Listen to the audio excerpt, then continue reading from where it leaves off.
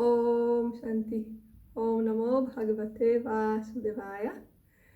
Welcome to another Yoga Small Talk, and we continue with the 7 minutes of Bhagavad Gita a day.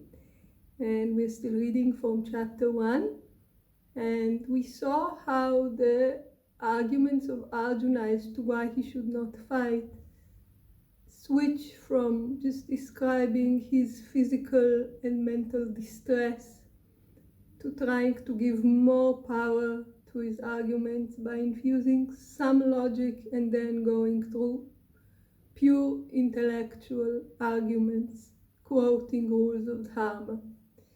And he's summarizing his arguments in verse 46, saying, "If the sons of Dhritarashtra with weapons in hand should slay me in battle, unresisting and unarmed, that would be better for me.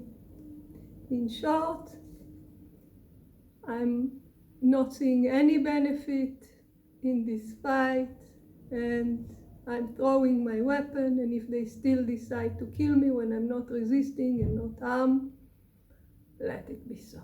It will be better then for me to engage in an action that will result in the killing and destroying of my own family." That's what Arjuna is saying. And now we're back to Sanjaya. Remember, this is still Sanjaya. The whole dialogue is Sanjaya describing to the blind king Dhritarashtra what's happening on the battlefield. Now Sanjaya is using his yogic powers of remote vision. He's with the king, but he can see what's happening in the battlefield and hear.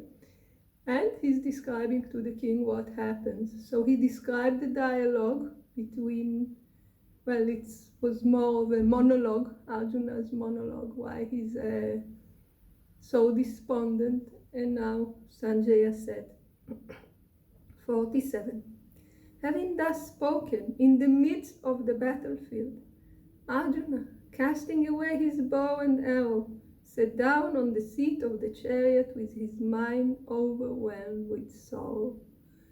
Now we can almost see this scene. You know, when we are just feeling drained, we are exhausted, and we just collapse into our seat.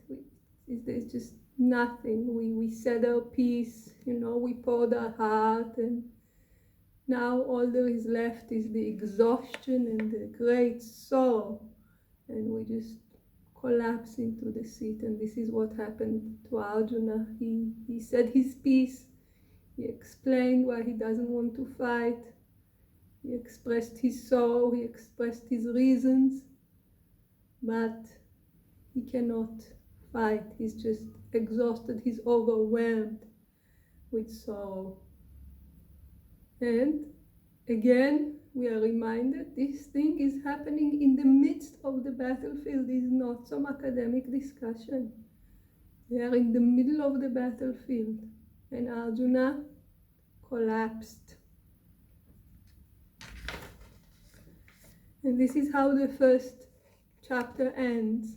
And in the end of the chapter it says, "Thus in the Upanishad of the glorious Bhagavad Gita, the science of the eternal, the scripture of yoga, the dialogue between Sri Krishna and Arjuna ends the first discourse entitled The Yoga of the Despondency of Arjuna." So we have this text at the end of each chapter which is reminding us the greatness of this text. It is an Upanishad. It's a great, great wisdom. The glorious Bhagavad Gita. What is it? It's the science of the eternal. It's true for now, for then, for future, forever. And it is scientific. It's not just something that somebody thought. It is the science of eternity. The scripture of yoga. So it is yoga, which meaning that is a scripture that brings us to union with the Supreme. And physically, it is a dialogue between Sri Krishna, the Supreme Being, and Arjuna, the warrior. And the first chapter is over. And now starts the second chapter. Second discourse, Sankhya Yoga. And again, we are with Sanjaya, the king's advisor. Sanjaya said, 1. To him who was thus overcome with pity and who was despondent, with eyes full of tears and agitated, Madhusudana, the destroyer of Madhu, or Krishna, so 2 names, spoke these words. So again, Sanjaya brings us into the scene. We have this great warrior, so brave, so accomplished, and it is as if he waited all his adult life for this war, where he can regain what was unrightfully taken from him and his family, and revenge all the wrongs that were done to him so badly. And what is his situation? He's overcome with pity. He's despondent.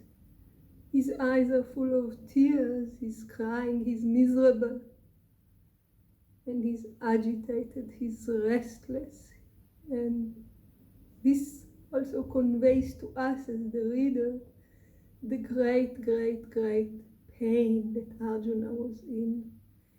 And for us as a reader, it also gives us some direction that, even if we are great people, even if we are so capable and we have so much to offer and to give, sometimes we run into big difficulties in life and we find ourselves in a very miserable condition. We are overwhelmed with pity, we are in great sorrow.